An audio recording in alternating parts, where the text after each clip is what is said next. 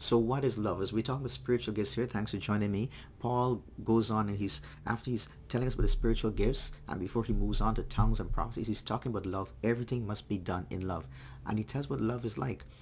It's not just someone saying, I have love, I'm a loving person. Paul is saying they're actually characteristics. They're actually things that we can check and say, this is love. This is a manifestation of love, or this is not.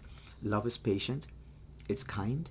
It does not envy or boast. It is not arrogant. It is not rude. It does not insist on its own way. I'm going to have my way. It is my way or the highway. It is my way or no way at all. I'm not going to give in. I'm not going to compromise. I'm not going to negotiate. I'm not going to listen to another person's opinions or how they want to have things done. Love does not insist on its own way.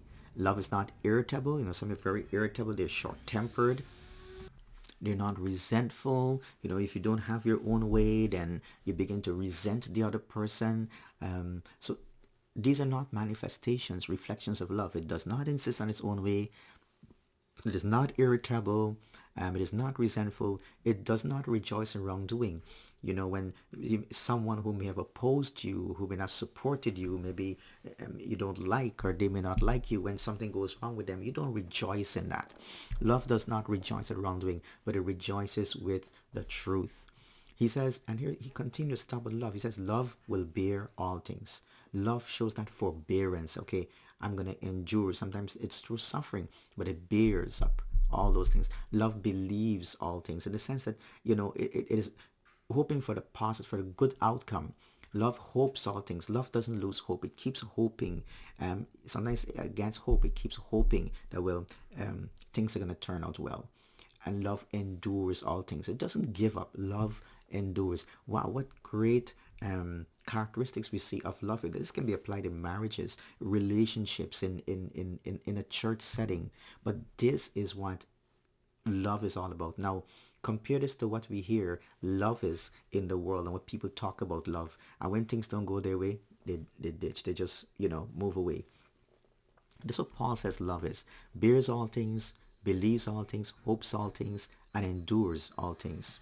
And then he talks about the enduring nature of love. He looks at characteristics of love, what love is not, what love is. He says, look, love never ends. God is love. As for prophecies, what's going to happen to prophecies? They're going to pass away. There's going to come an end to prophecies. He says, what about tongues?